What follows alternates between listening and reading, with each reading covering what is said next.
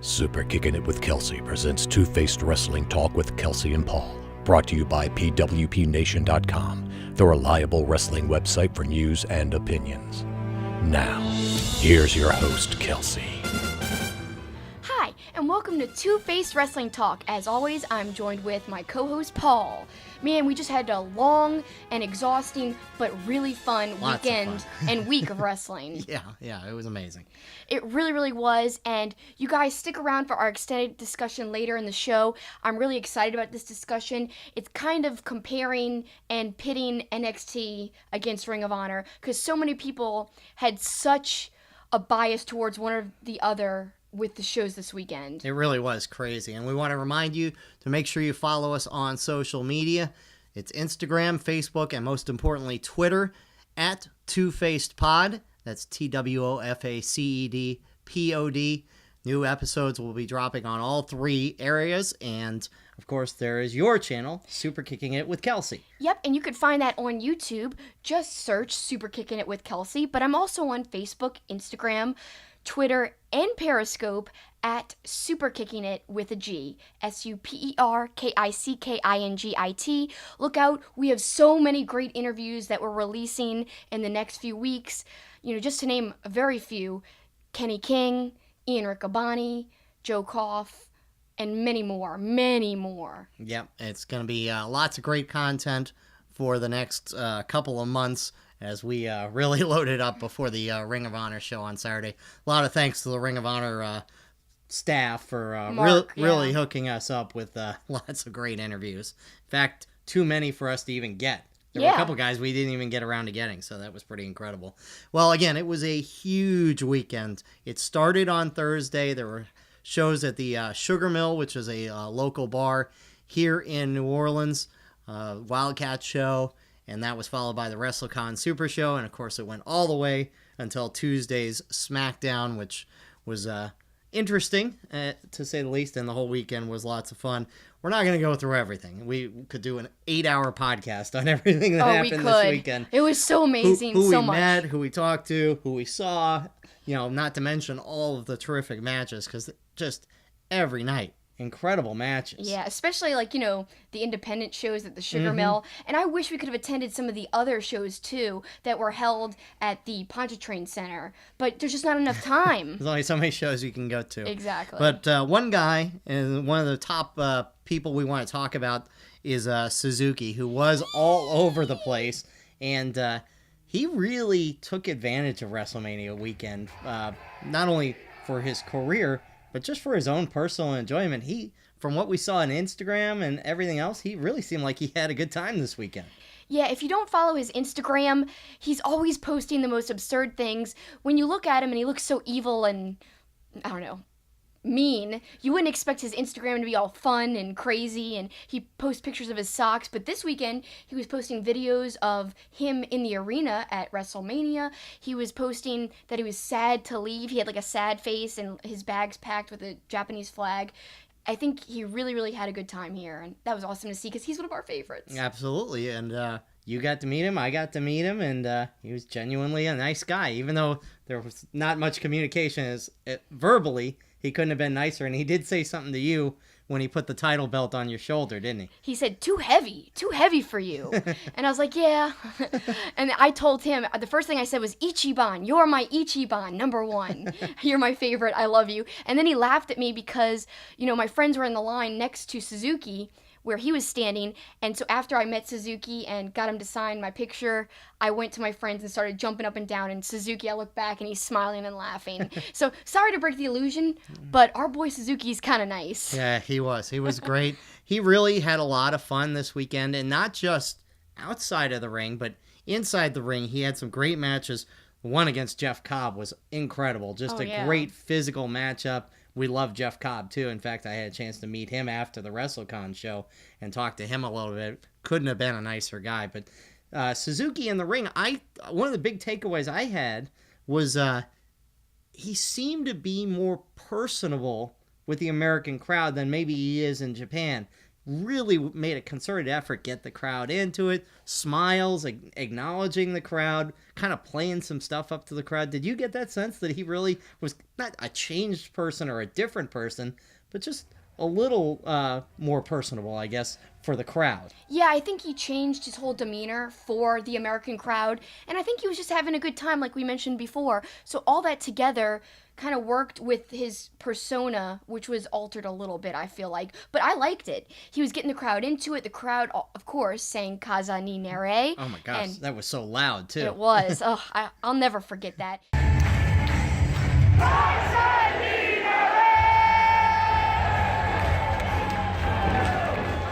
It's almost better than when we saw him at Strong Style Evolved, because not only did we get to see him in a smaller space, but we got to meet him. And I don't know, just to me, it was such a nice atmosphere to see him in. And that'll be sort of along the lines of what you'll be sending folks home with, just that kind of interaction this weekend. Another guy that we really feel like had a good weekend was Kota Ibushi. Had a great Super Card of Honor match against Hangman Page, which was incredible. Great reactions from the crowd at WrestleCon when he wrestled with Kenny Omega as the Golden Lovers. Then he had a 6-man match and set up a one-on-one in the future with Ospreay. So I thought it was a big weekend for Kota Ibushi. Again, his popularity just keeps growing in America, too. I mean, his applause when he came out, it was so loud. It might have been the loudest of the night, in my opinion, when Ibushi came out at WrestleCon. Mm-hmm. It was just well-received, and, you know, the Golden Lovers, and specifically Ibushi, over as hell. So yeah, and he was terrific, very entertaining as well. One other Japanese guy who also had a big weekend here in New Orleans was Ishii. We got to meet him as well. yeah, he didn't say much. No, and by not much, nothing. No, but I'm so glad we met him. We got a picture, or I got a picture. He's one of my favorites, and we talk about him week after week, but it's well-deserved because he performs so well in high-pressure situations against really top-card opponents. And, like, that match against Punishment, incredible. I loved it. It was one of my favorite matches of Super Card of Honor. Yeah, it was one of my favorite matches of the weekend. In fact, he had a couple matches that were great. He had the terrific match with Zack Sabre Jr. at the Rev Pro event, which was Friday night at the Sugar Mill. Great match, and he wins the Rev Pro title. And the crowd. Yeah. Oh, they were so excited and happy. I jumped up and screamed. Everyone around me joined in. It was a really good feel-good moment, and I really thought it was well-deserved. Other top takeaways from this weekend. How about Luke Hawx and Wildcat Wrestling, our local promotion here in New Orleans? They kicked off WrestleMania weekend with their show at the Sugar Mill, which was a good show, even though they were working with some time restrictions because the WrestleCon Super Show was right after. But that was a good event. And then Luke Hawx not only wrestled with his son there, but also got to wrestle with his son on the pre-show at Super Card of Honor. So great weekend for Luke Hawx, but also a good weekend of exposure for Wildcat to a lot of people who probably had never even heard of Wildcat Wrestling. Yeah, I think it was great for them to be a part of that show. And, you know, my personal favorite moment, if you guys don't know who he is, Johnny Flex. Trust me, look him up. You'll like him. You can subscribe, actually, to watch Wildcat on Vimeo, and then you'll definitely know who he is. He's kind of like an underdog. Reminds me a lot of Spike Dudley, but even smaller. And, I don't know, he's just somebody you root for, and he won a really big match that night. He won a title. That was my favorite whole part of that show, and the crowd erupted. And speaking of Johnny Flex, I want to ask our listeners and viewers for some help. I've been telling Kelsi, he reminds me, he looks just like a former WWE secondary star, so make sure you look up Johnny Flex, and maybe you can help jog my memory. A guy from maybe about 10 years ago, and I can't for the life of me remember who he reminds me of. Again, it was a secondary WWE star, but maybe if you look at his picture, maybe you can help us out there. I don't know, there's only one Johnny Flex. Well, that is true. The Pump Johnny Patrol. Flex. Exactly, the Pump Patrol. How about that same night and really all weekend? We've talked about him every week, it seems like. Will Ospreay had another great weekend. He wrestled in 6 matches, I think, over the span of like 3 days. Had a great fatal 4-way. Mentioned earlier, he was in that 6-man tag, which was great which set up a possible one-on-one between him and Ibushi. So Ospreay dazzled once again. Yeah, he always does, and the crowd just had a lot of respect for him. They said, "Thank you, Ospreay." They were just really impressed because we didn't know if he would come over here because of that nasty accident in the Sakura Genesis match. I'm just a huge Ospreay fan. Ospreay, Ospreay. His song's awesome too. And when you hear it so loud in a building, that kind of adds to the whole thing, I think. He was amazing, but he definitely was feeling what happened at Genesis. Had all sorts of kinesio tape on him. We were at the top of the bleachers, and I watched him walk out of the building. I mentioned it on our Two-Faced Wrestling Talk Extra Spare Change that night. He was, he wasn't selling anything to the crowd. He was walking behind the stands, and you could tell he was a little gimpy. So, he's feeling the effects of the last couple weeks, and let's hope he stays healthy because he's so amazing. Yeah, well, Meltzer has said he could be, the world's greatest wrestler in 5 years, and he's one of the best right now. But if he keeps going this hard, and I've mentioned this before, he could get hurt and shorten his career. So he's got to watch out. He does wrestle kind of like a high-risk style. I mentioned it last week in sending them home. Yeah, it concerns me, especially with their travel schedule. Just not a lot of time for the body to recover. One other guy from the Independents / New Japan, Zack Sabre Jr., we mentioned he lost to Ishii. He kind of had a rough weekend as far as belts. He seemed to be dropping them left and right, but again, he was fun to watch once again, and the crowd was into seeing him. Yeah, some people love to boo him, but I cheered for him because he's a new favorite of mine. But of course, as we mentioned earlier, when Ishii won, that was a surprise. I really didn't think that was going to happen. No, I didn't either. So when that happened, I went insane. So sorry, Zack Sabre Jr., we do have this new love affair with you, but it wasn't strong enough to overcome our excitement about Ishii. So let's move on to some of the WWE NXT stuff that stood out to us. Adam Cole, we mentioned last week we were doing our stock rising and falling segment, and we mentioned that him going to NXT, it didn't seem like it was as big as it should have been. Well, that kind of changed this weekend as he won that incredible ladder match for the North American title, and then his faction retains the tag team title with the surprising turn by Roderick Strong. So Adam Cole's got it going now in NXT. Yeah, he does. So what we said was completely wrong, but we even kind of prefaced it with it could all change at TakeOver and beyond, which it did. And I had a feeling that's what would happen. Rightfully so. He's a really over guy for them. A decent performer. He's never been my favorite in the ring, but he's been impressing me more and more. So I love Adam Cole, baby. Yeah. Who doesn't love to say that? Yeah, well, we heard that quite a bit on the streets and in the crowd. Everywhere. Everywhere. It didn't matter which show. A lot of Adam Cole, baby. At restaurants, even. Yeah, that's right. Circling back to another thing from Ring of Honor, and this was really a story going into the weekend. The Louisiana Athletic Commission was going to be, kind of a story on how they would dictate moves and things like that. And we actually saw that at Ring of Honor, where the Louisiana Athletic Commission representative was right near where we were. Yeah, I was wondering who this tall guy with this weird-looking briefcase, formal-looking guy, who was this guy walking in front of me whenever there were big spots? And literally no one else was standing up, and he just starts walking ahead of me and standing in front of me. And sure enough, I look really close. He's got a badge on his waist and a badge around his neck.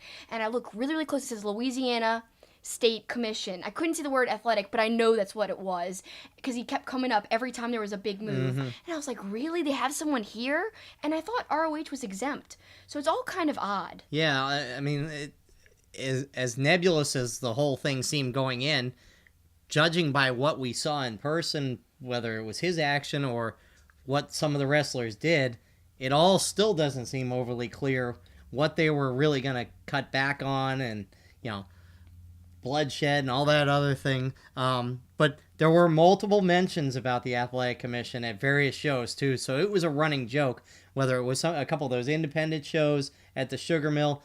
Bully Ray brought it up in his diatribe during Supercard of Honor about the Louisiana Athletic Commission. So that was also a big story throughout the weekend.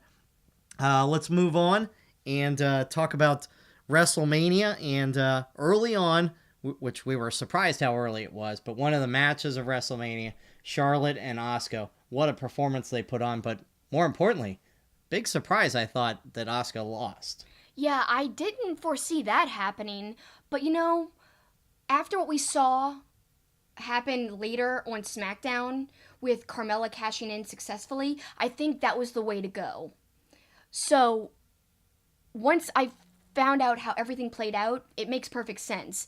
At the time, I was shocked, but happy, because, Charlotte's great. She's one of a kind, and she's probably one of the best people in the whole women's division, as is Asuka.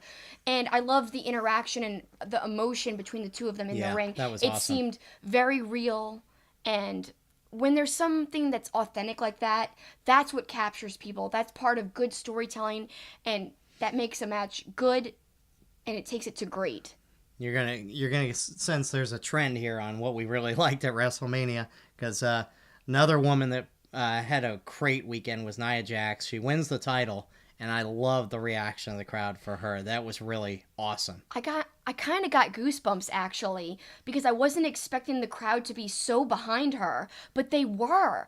I don't know why I kind of thought it would be the opposite, but the crowd really, really embraced her, and kind of, made me a little emotional, just because the whole storyline is kind of weird with talking about her weight so openly. That's a sensitive subject, being a girl, you don't just throw that kind of stuff around all the time. It's hard.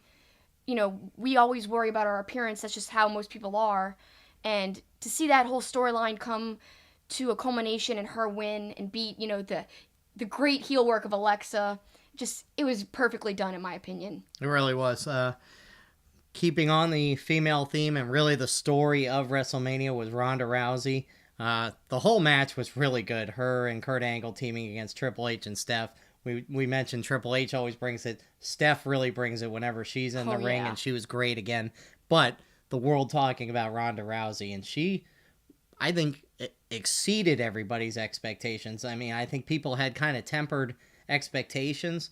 I thought she was terrific, other than one kind of sloppy spot. To have your first match at WrestleMania in front of 78,000 people. Can you just imagine the pressure? This speaks to how great of an athlete she is. She truly is a world-class star, someone that WWE was smart to invest in because she's got that crossover appeal. And I think we saw that with all the media coverage after the event, highlighting Rousey and her really good performance in front of that huge crowd. I loved it. I'm so happy she proved all the haters wrong, because for some reason I kept seeing things on social media like, I can't believe they brought Ronda Rousey in. This is ridiculous. She's not really a wrestler. She's never going to make it in the WWE. Well, you know what? I think she did pretty darn good, especially, like we said, in front of so many people. Definitely what helped the match was the story. Mm-hmm. And as we talked about a few weeks ago, that Raw video package, so well done. Just Triple H and Stephanie coming off as the worst type of people ever. The most corporate, mean, evil people. Specifically, the McMahons are really, really good at portraying those types of characters. Yeah, and she was, it was electric the second she walked down the ramp. But then it kind of settled in. But when she tagged in, the entire first level of the Superdome, the remainder of the match was on their feet. Yep, we were on our feet. Yeah, not a single person was sitting in the first level. It was really, to me, the best moment of WrestleMania was that match, because it was just, exciting and goosebump inducing, and the crowd was so into it. It really was amazing. Yeah, it had a great story, like I said, and to me, it could have gone on last. It should have gone on last. Yeah, that was a disaster. What did go on last? And let me just say something. People are attributing the poor reaction to the main event as the crowd being tired after 7 hours. Yeah, the crowd was tired, but no, I don't think that's the reason they hated it. When you're booking Brock Lesnar like such an evil guy who's going to leave, you should know the crowd's not behind Roman. Can't they tell that yet? They're trying so desperately to get him over. If they knew Brock was going to stay, why did they do it this way? Yeah. It's because they are never giving up on Roman.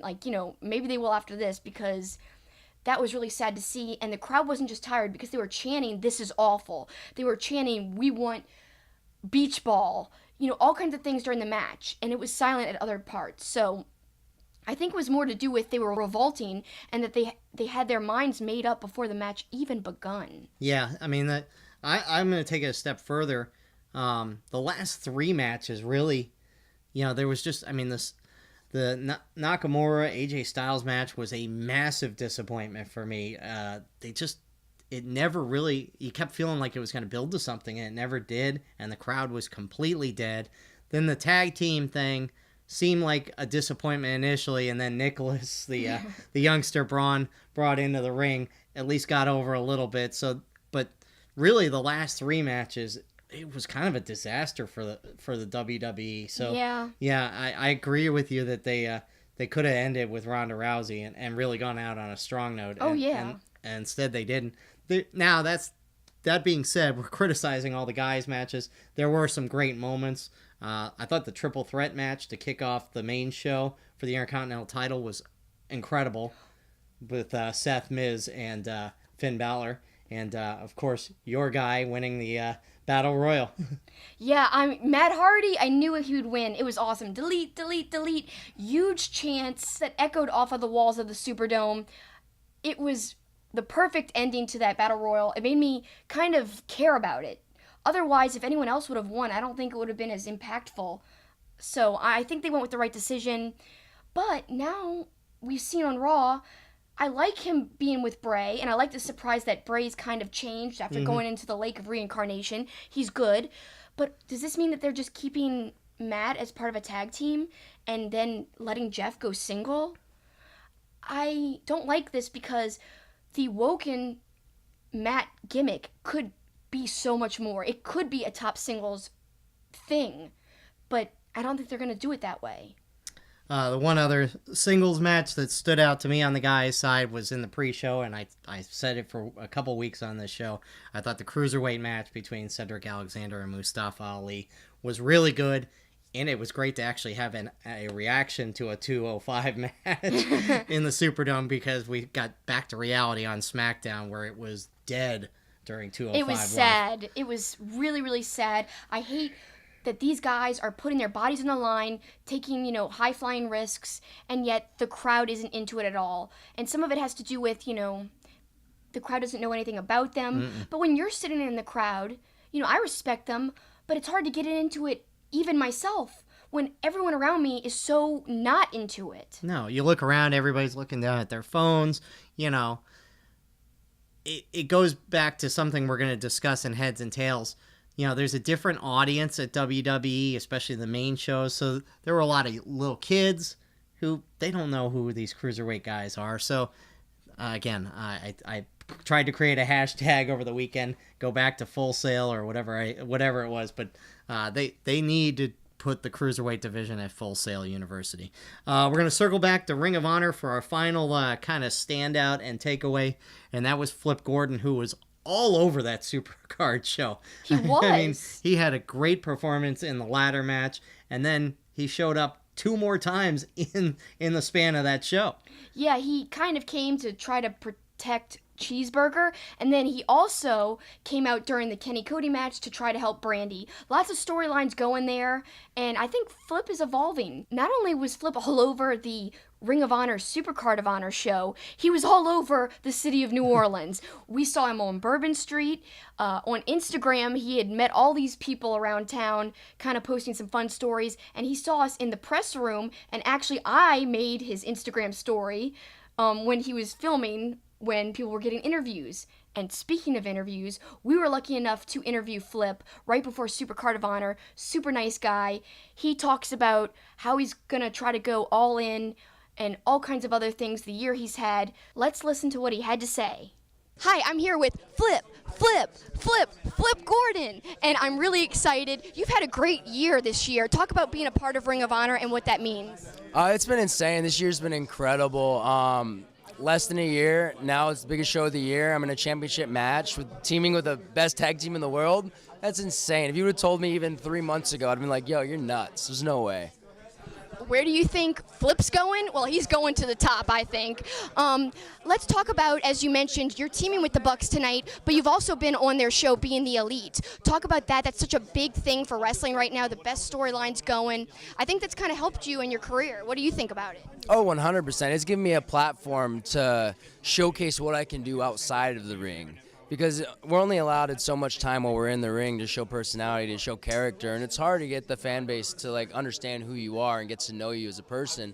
So with Being the Elite, it's like that backstage, the backstage interaction, what people want to see. They want to see what goes on behind the scenes, Because anybody can go out there and put up a front, hey, I'm this guy, but when you see them backstage, see them interacting with their friends and all that, you get connected. You start, and it's the best storytelling in wrestling right now. Because we can do it anywhere.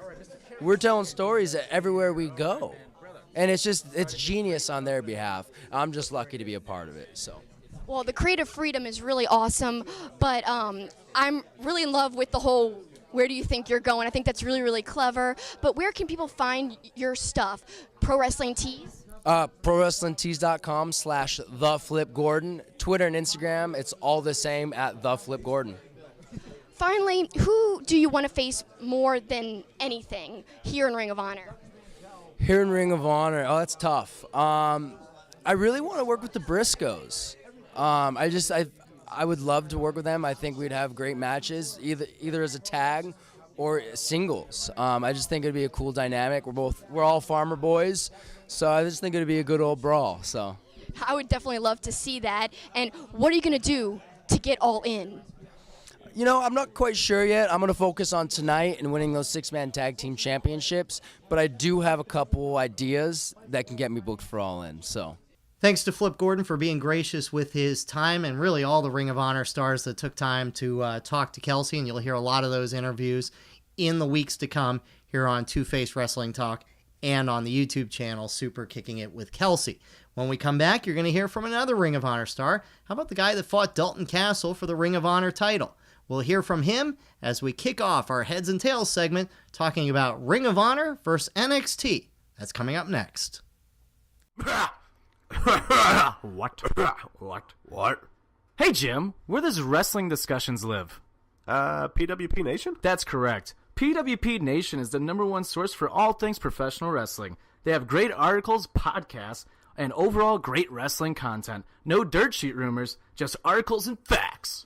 You can follow PWP Nation on all social media platforms like Facebook at facebook.com/PWP Nation. You can also follow them on Twitter and Instagram, with both using the same handles, which is at PWP Nation. Radical. And please go to Apple Podcasts and subscribe to PWP Nation Network, where you will find all the great podcasts like Offended, Beer and Money, and many more. And please give us a Dave Meltzer rating. Give us that 5-star rating. That's right. Go join the community today to get the best content for your professional wrestling needs. PWP Nation, where wrestling discussion lives.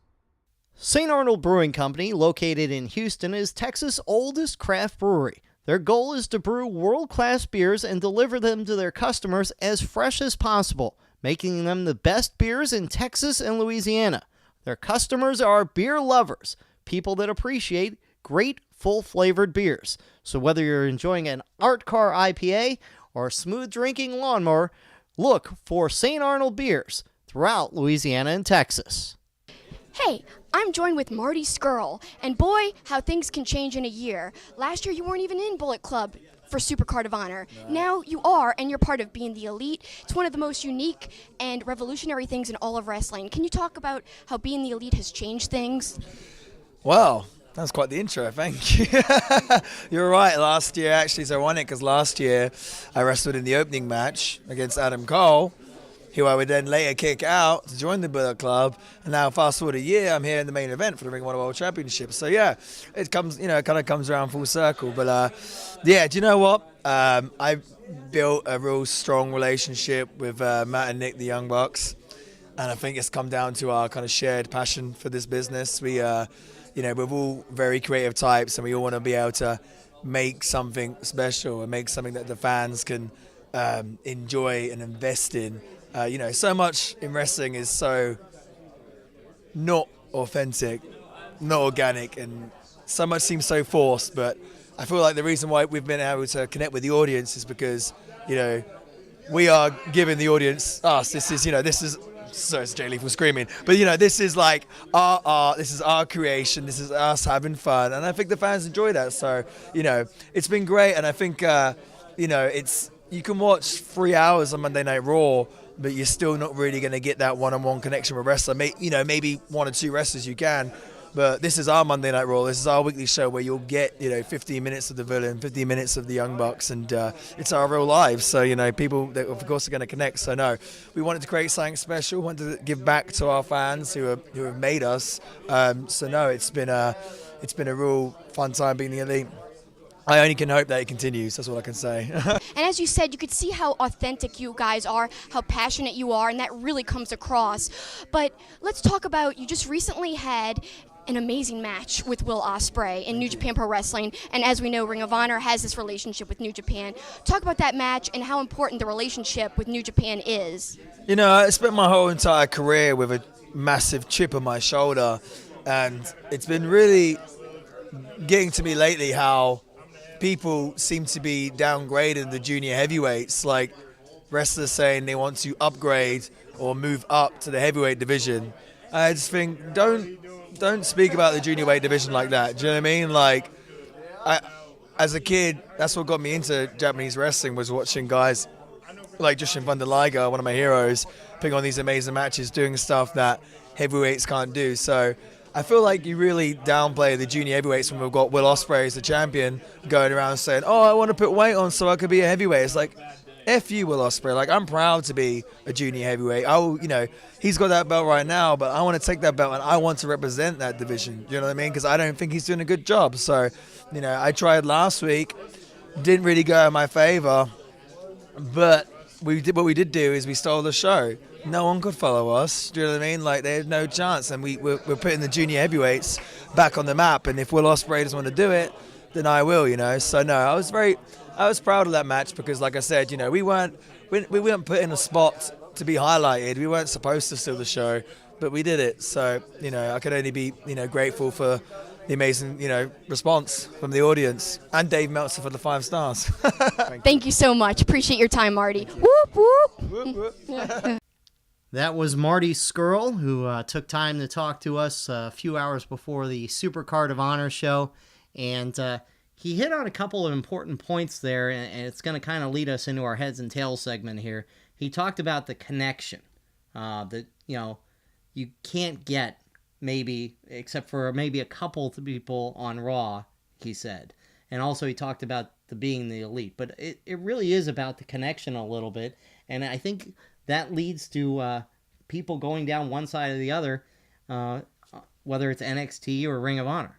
Yeah, that leads us right into our heads and tails discussion, kind of pitting NXT against Ring of Honor, because it's kind of like a passionate issue for some people. They are really on one side or the other. People saying, Supercard was a disappointment. How could I have liked it after that TakeOver show? Whereas other people were saying, how could you go to TakeOver? There's people on each side. Even I have a bias, admittedly. But like you said, it has to do with characters. The characters I love and enjoy the most happen to be at Ring of Honor. And it's a company that I feel like creative freedom plays a huge role in. And NXT has a lot of creative freedom too, but I can't get some things out of my head.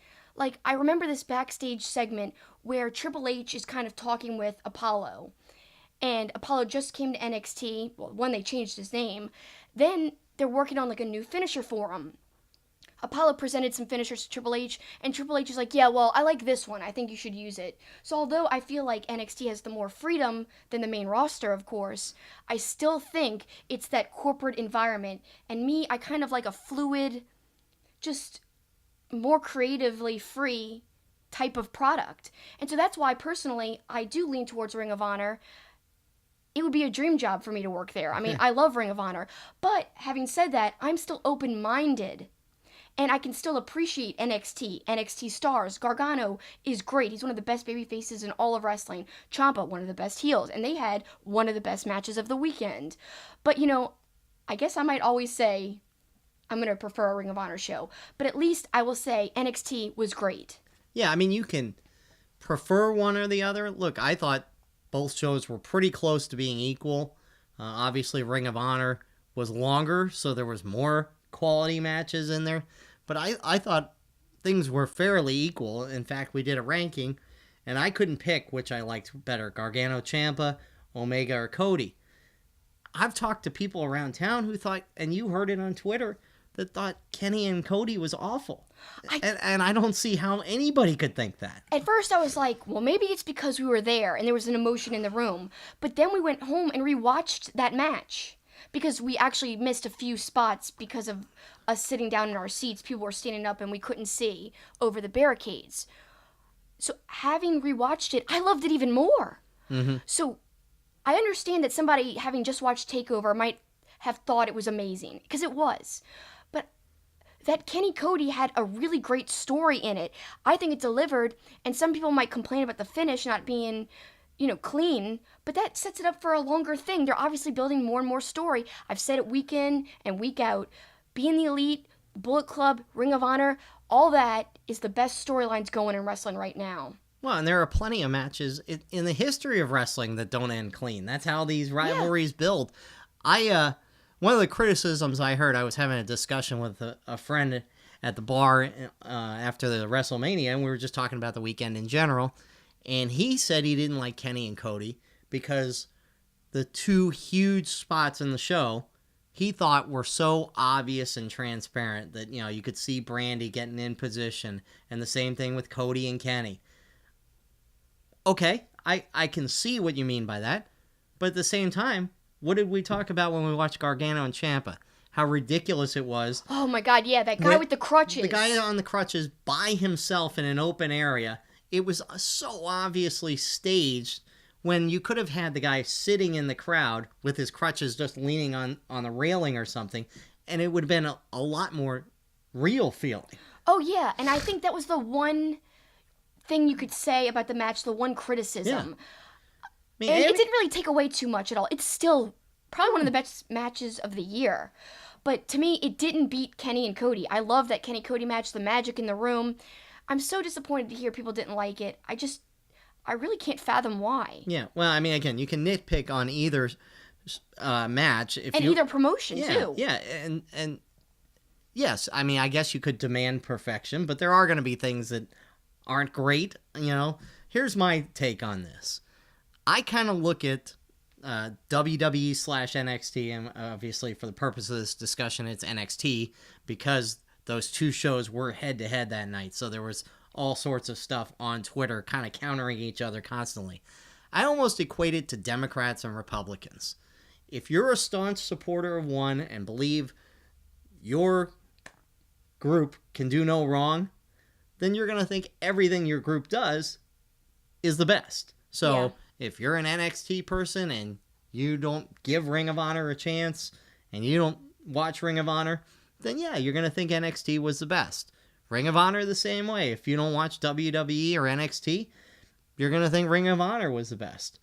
Personally, I have an open mind. I can watch both and enjoy them equally. And I said it to you after we finally got around the finishing the NXT show. I said, both shows were probably pretty close to being equal. And if you were at one or the other, you would probably skew towards your show was the better show. Right. But to act like one was completely dominant over the other is ridiculous. Or one wasn't good at all. Yeah. I mean, I know people have complaints about Supercard being too long. Even you said something about that. It was long, but it was great matches, though. But I don't know why they thought all the matches weren't good, because Ishii and Punishment. Amazing. Athleticism out the wazoo. It was incredible. And then you had Ibushi versus Hangman. Like, that was the cream of the crop right there. And the Bucks ladder match with Flip. Amazing. Against SoCal Uncensored. I loved that match. And let's compare that to the other ladder match, which was also great. So both shows had great ladder matches. It's not like, to me, the Bucks ladder match, oh, that was trash. Or NXT's ladder match, oh, that was trash. You can't say that. If you're being fair and real and honest, I don't see how you could honestly say that. Yeah, so I don't really understand the rivalry, and I like I said, Democrats, Republicans, Red Sox, Yankees. I guess some are never going to see the other side, but if you're a wrestling fan, just enjoy both because both were terrific shows. Like, if I had gone to NXT on Saturday night, I know I wouldn't have been disappointed. I know I wouldn't have gone back and watched Ring of Honor and thought, well, that was garbage, you know? So it's not that I was biased because I was at Ring of Honor. I thought it was slightly better, maybe because I was there, but also because every match, except for really one match, was fantastic. Even the weird, Bully Ray segment was really entertaining because he turned heel. Yeah. So even that segment, which people could complain about, I thought was successful and came off well. And again, I'm going to allude it to favorites and connecting with a person and people. Some people might connect with NXT people like Gargano. And whereas I connect with the Young Bucks really heavily, of course I'm going to lean towards Ring of Honor, which is all good and fine. Wrestling as a whole, I think it's kind of cool that you're investing in stories, you're investing in seeing people succeed or fail. Because sometimes you just really want somebody to lose, like in probably Cody Rhodes' case against Kenny. And I think that says a lot about wrestling as an art form. And we could all agree to disagree about which we prefer. But one thing we can agree on is that wrestling is awesome. And we had an awesome weekend of wrestling, including both NXT and Ring of Honor. Yeah, I mean, look, it didn't matter if I was at the Wildcat show or SmackDown or WrestleMania or Supercard of Honor, wherever I was, I thoroughly enjoyed the wrestling. I will kind of bring one other thing to the table here, and it's the fact that, look, WWE and by relation, NXT are kind of a more polished product. Everything about it is more polished.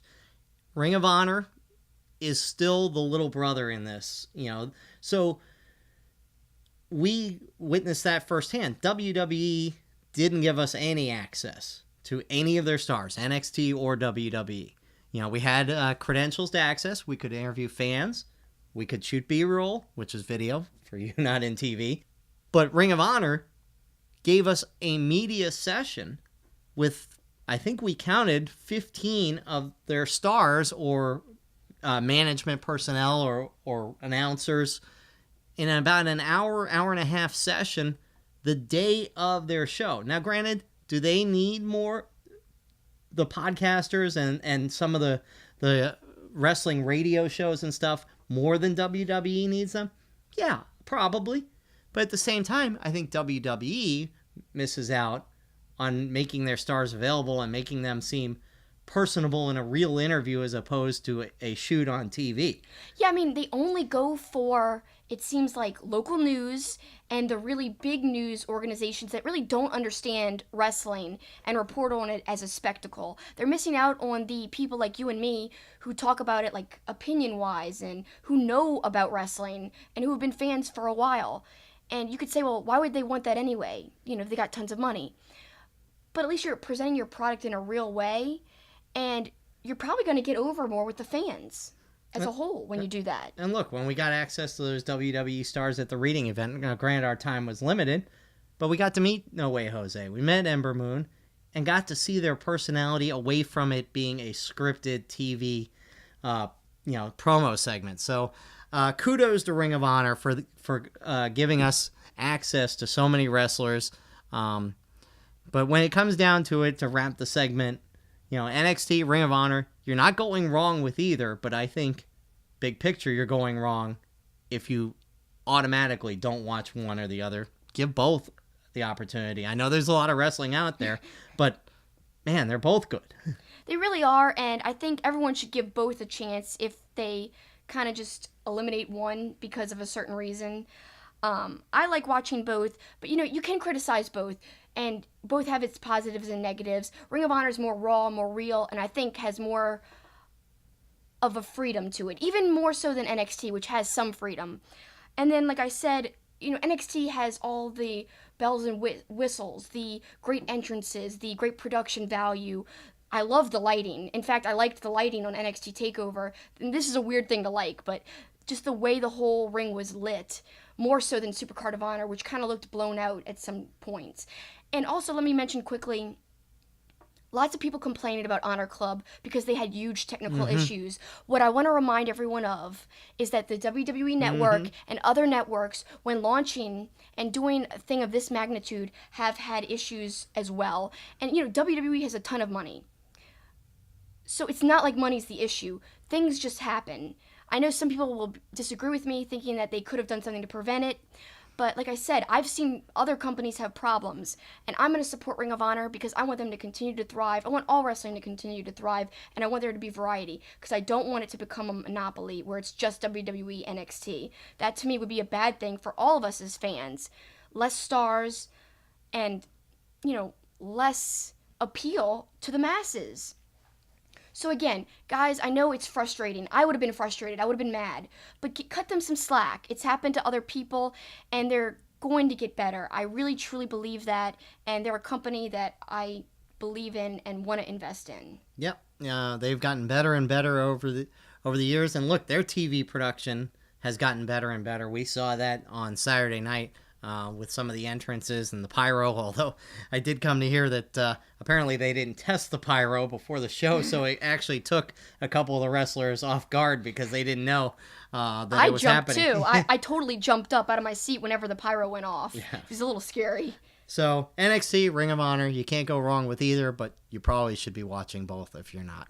So another great Heads and Tails segment, and when we come back, we're going to turn it over to you, the audience, and we've got some audio video questions that we got out on Bourbon Street on Sunday night, including Jimmy Hart. Our awesome Two-Faced logo was created by artist Eric Hudson. Check him out on Facebook at Eric Hudson Illustration. Hudson is spelled Hodson. He also has a Patreon where you can directly support his wrestling artwork, which is based off of comic book covers. His Patreon is patreon.com/HeyMelby, HeyMelby. Also, go to webtoons.com and subscribe to his new comic, The Dreaded Dinosaur Man. His art can also be purchased on Store Envy. Thanks, Eric. We love your logo. Tricky, come on. You know Mr. Brightside is the best Killer song. No, it's not, dude. No, it's... Oh, crap. Dude, we're live. What? We're live. Hey, it's Tricky and Stoutsy from the Offended Podcast, produced by PWP Nation. We're basically the Seinfeld of podcasts. And just because we are produced by a professional wrestling site doesn't mean we are a professional wrestling show. Recorded in the glorious Cockpit Studios, we are actually a show about anything, and sometimes just friends drinking and discussing life, pop culture, and sports, but with no filter. Anything goes on Offended. You can find us on Apple Podcasts under the PWP Nation Network, along with other great PWP Nation produced shows. And if you like our show, head on over to prowrestlingtees.com/offended-podcast to buy our shirt. Support us, eh? You can follow Offended on Instagram at OffendedPod, and us on Twitter. You can follow Tricky at Trick1042, and myself, Stoutsy, at J_Stout09. And thank you for listening. By the way, Jim, all these things I've done is the best Killer song. Erroneous! On all accounts. Welcome back to Two-Faced Wrestling Talk. Just a reminder, please follow us on Twitter, Instagram, Facebook at Two-Faced-Pod to catch, all of our extra things that we do. We released videos after every show we attended this week, and I think those were really well done. We took time to do them, and we also had a lot of great videos, great pictures. Please follow us. And now... Not to mention people can submit questions for us using that Twitter, which is a great way to connect with us, and we get a chance to connect with you. And that's how we do most of our questions, but a little different this week. Yeah, this week we had video, and as you said earlier, it came from Bourbon Street. Our good friend Evan dressed up like Jimmy Hart, and it was one of the best costumes I've ever seen. And here's his question. Now, in today's wrestling, 2018 WrestleMania 34, who would Jimmy Hart manage? I feel like Jimmy Hart could probably do well with Heath Slater and Rhino, possibly. And, he's got that megaphone, so he could be saying, he's got kids. Then Heath Slater has a microphone, I've got kids. Back and forth dueling chants about his kids. I just think that would be funny, and yeah, I could see that working. I think you could see him with somebody helping to develop their characters as well. I thought about Heavy Machinery and NXT. I think he'd be a good manager for them. But that being said, and it's funny because Evan asked the question in 2018, who would Jimmy Hart manage? In 2018, Jimmy Hart might not have a job in WWE because there is definitely a trend away from managers, really, and less emphasis on the tag team division as a whole anyway. But, and we saw it on Monday night. Authors of Pain get promoted, and then they ditch Paul Ellering, which obviously, real-wise, Paul Ellering probably doesn't want to be on the road, and that makes sense. But it also shows that there's just not a role for managers much anymore in today's WWE. Yeah, I mean, we've seen it over and over again. Lana kind of played the role of a manager valet, but then, they changed her into just wrestling. So to me, sometimes it's good to have a manager, but yeah, Jimmy Hart might not have a place. No. All right, time for another question from our time when we were at the Swamp on Bourbon Street. So, how would WrestleMania have been booked if they'd known Daniel Bryan was coming back earlier? Well, that really is an interesting question because obviously I don't think he would have been teamed with Shane McMahon, and he probably would have been closer to the main event. But obviously AJ Styles and Nakamura was set, so I don't even know who he would have faced in a singles perspective. On SmackDown, yeah, because he could have done something with The Miz, but, it's not time for the shakeup yet, so that's probably coming down the road. Yeah, so I don't really know who else on the SmackDown roster, unless he just went one-on-one with Kevin Owens, which obviously would have been a great match, but I guess that's who I would say is he probably would have gone against Kevin Owens. I think it probably would have been close to the main event, but I'm not sure it would have been the main event. I think if they would have announced his return a lot sooner, and I don't fully believe that they didn't know sooner, they might have, kind of waited a little longer so that fans wouldn't expect him to be in the main event, and thus revolt on whatever they wanted, booked instead. So, it might have been by design to put him in this multi-man match and to wait to tell people that he was coming back. I could be wrong, that's just speculation, which is not my favorite thing to do, but I thought he had a decent match, but I think he had a much better match on SmackDown against AJ Styles. I mean, that could have been on the Mania card. That was amazing. Yeah, that was a good match, and, I think it's one of those things, too, almost kind of like we had talked about Ronda Rousey. Ease Daniel Bryan back with a tag team match so that the whole spotlight's not on him. But I did hear a lot of criticism about, the fact that he gets knocked out early in the match and is basically on the floor outside the ring for 10 minutes. One of my friends was like, he hasn't wrestled for 3 years. I didn't watch WrestleMania to watch him not wrestle, so probably a little bit of a mistake there by WWE having him outside the ring, for the first 10 minutes of the match, basically. All right, one more question from Bourbon Street. Why didn't Marty Scurll go over last night? Of course, by last night he means at Supercard of Honor. And we didn't even touch on this. A lot of people complained that Marty Scurll and Dalton Castle went on last, even though they've been building this Kenny Cody match. So people were disappointed that the Kenny Cody didn't main event, and a lot of the crowd supposedly left. I didn't see that many people leave. I mean, I saw some leave because it was getting late and stuff, but the match started slow, and then it picked up, and it was really, really good. I think that Castle retained because they're investing in him as a long-term top guy. They're trying to build him up, keep him strong. Eventually, I think Marty might actually get the belt, but Marty's got so much other stuff going on, whereas Castle's kind of exclusively Ring of Honor. Mm-hmm. Marty wrestles other places, including, other British promotions. So, I think that's their mindset going in. I'll tell you what, it sure seemed like Marty Scurll was going to win when he did all the great heel work with the umbrella and just went ballistic, and it seemed like he was going to win. The crowd was really hyped, hoping he was going to win. So he didn't win, but he certainly had the crowd's approval, although there was one interesting thing, and we saw it from our seats with Marty, by the way. As he was looking for the bag with the powder, it apparently wasn't where he left it or where he was told it was going to be, because he went to all three corners And luckily, Dalton Castle kind of came out and saved it by coming out and hit him a little bit. But it was kind of funny because Marty was clearly, from our seats, we could see him getting visibly annoyed looking for the bag of powder. Yeah, he looked really frustrated. He checked almost every side of the ring, and then finally he found it, luckily. Because I don't know what he would have done if it wasn't there. We thank the folks who did video questions, but we've got one more question, the traditional route. Our friend Adam, at Adam JDYER, asks, do you think that, as well as Superstars moving in the shakeup, so will different titles? Universal to SmackDown and World to Raw? As it should be, in my opinion, he says. That's an interesting question because I think a lot of people feel like the World Championship should be on Raw and the Universal Championship should be on SmackDown. But you've already created the Universal Championship to be red, like Raw, and the World Championship to be on SmackDown. So I don't know if the major titles will switch. It is funny. We did see a graphic that listed, I think it was during WrestleMania, it said AJ Styles Universal Champion, and so there was a mistake on the broadcast where they had that. So inadvertently, the Universal Championship was on SmackDown for about 8 seconds. Yeah.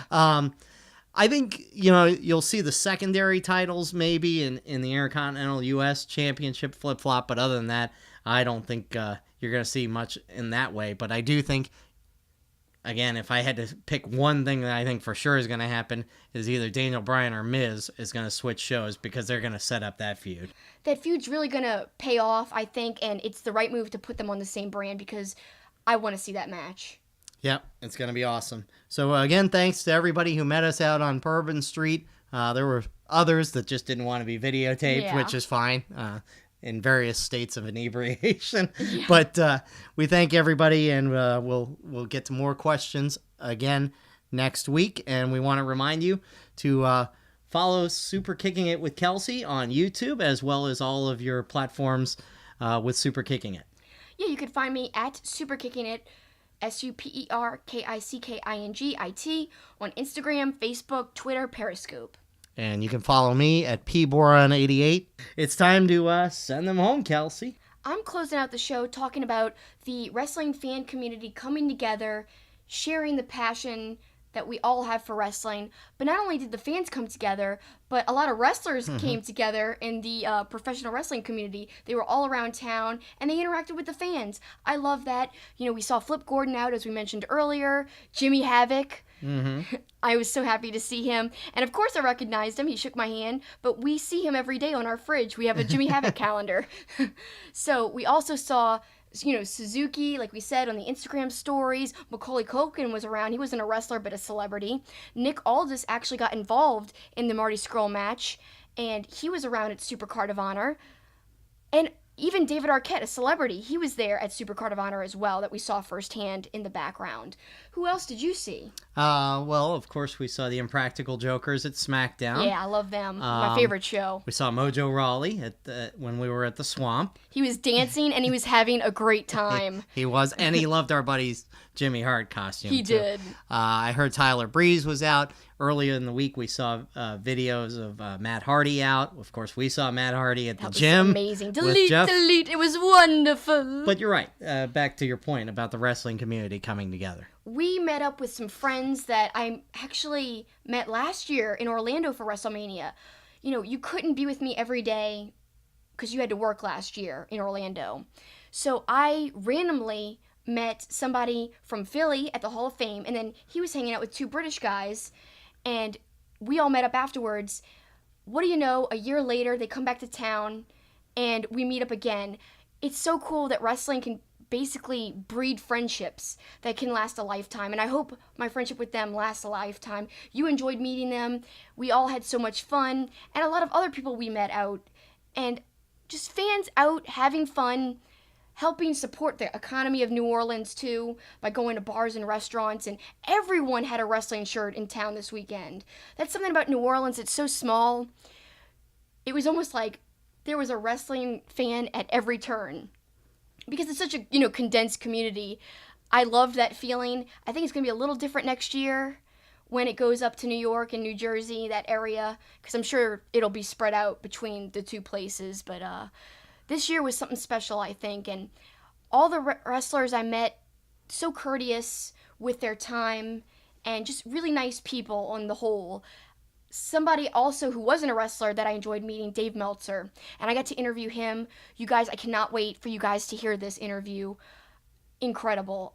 I'm so happy to have met him, and he couldn't have been nicer, really. I can't believe he has so much hate. I love him. It's going to be our Heads and Tails segment next week. We've got a whole 10-minute interview with Dave Meltzer, and we're going to talk about pros and fans' cons with him. Oh, yeah. And another last person I want to mention, of course, I saw the Young Bucks again, and they were super nice to me, as usual. We took some pictures, and just it's great when you could see the wrestlers kind of taking down that wall and just being cool enough to interact with people around. And if you guys haven't seen that Matt Hardy video that you mentioned, you got to check it out, where he's deleting people on Bourbon Street on his Instagram. It really was a lot of fun, and like she said, it's the wrestling community coming together. And it was a wild night on Bourbon Street after WrestleMania with all the wrestling fans out, fans conducting their own impromptu matches in a circle. Although I can't believe people were laying down on the grungy streets of Bourbon Street. And getting slammed down. And the police were so fascinated. The police on Bourbon Street just basically gathered around and looked. They were like, oh, this is weird and interesting. Like they'd never seen that before. They were truly perplexed. Well, as positive as all that was, and it was incredibly positive, I'm going to mention one slight negative in my sending him home, and it's not even a wrestling per se, it's a fandom in general, and it's the desire of fans to almost draw attention to themselves and really taking away from the enjoyment of the fans around them. And it is one of the complaints I heard throughout the weekend of, oh yeah, the show was great, but this person behind me drove me insane. We saw it at SmackDown. A guy a section over from us standing up, people telling him to sit down. He was being vulgar. It's a fan problem. It's not just a wrestling fan problem. It happens in all sports. But I think if I could speak directly to people, just remember when you're at a wrestling event or a sporting event in general, that you affect other people's enjoyment. I can give you a couple of examples of what we dealt with. Oh, gosh. We had a fan behind us at WrestleMania who literally out loud had to say every move as it occurred. Dude, we get it. You understand wrestling. So does everybody else around you. You don't have to show off your knowledge. We had a couple fans behind us at Ring of Honor. Not only critical of NXT, going back to our Heads and Tails segment, but just kind of being obnoxious and... and then a guy in front of us who was clearly drunk, who kept wandering up and blocking people's views. It happened throughout the weekend. Just remember, folks, I know we're in a time where people aren't courteous to one another. It's clearly a problem, but we're all wrestling fans. We all know it. You don't have to impress everybody around you with how smart you are about wrestling. Just enjoy the show. That's all. Just courteous. I mean, you can get in it. You can get into it. You can cheer. Scream, squeal, whatever. Yeah, but you don't have to basically ruin somebody's time by yelling in their ear, by just saying ridiculous stuff and trying to steal the show. Yeah, and we had fans that, I get it's fun to yell at the referee. That went on all show during Ring of Honor. It's like getting all over Paul Turner and Todd. Yeah. And it was like, all right, we get it. So, again, I'm just begging people, whether you're going to a basketball game or a wrestling match, just remember you're not the only person there, and you don't have to draw attention to yourself. Everybody wants to go and have a good time. Try not to ruin people's good times. So, that's my soapbox. But overall, and again, let me state that was a small fraction of the great fans that came to New Orleans. Oh, yeah. It was such a fun weekend. And like you said, New Orleans is the perfect place for this. I don't know. I know there was a lot of criticism that came back so soon, but New Orleans really is the perfect city for this because you can walk everywhere, and the wrestling world literally took over downtown New Orleans in the French Quarter. You could not make it a block without seeing a wrestling shirt or a wrestling belt, and not just WWE, but Ring of Honor, independent stuff. It really was a lot of fun. It was special, and I can't wait till it comes back, but it might be a while this time because, we just had it like 4 years ago. So, please come back soon, please, because it's a weekend that truly I'll never forget. So many great people that we met up with, new people we gave cards to, and to all of our listeners, we wish you could have been there too, because it was awesome. But hopefully you got a little bit of a sense of what it was like by listening to us tonight, or whenever you're watching this. Wish you could have been there, though. Yep, and the WrestleMania weekend is over, but that doesn't mean wrestling is over. We're right back with you on Two-Faced Wrestling Talk again next week, and we hope you'll join us, as again we'll have the Dave Meltzer interview, and we'll be talking Superstar Shakeup on Raw and SmackDown, among other things. So we hope you'll join us next week. Thank you.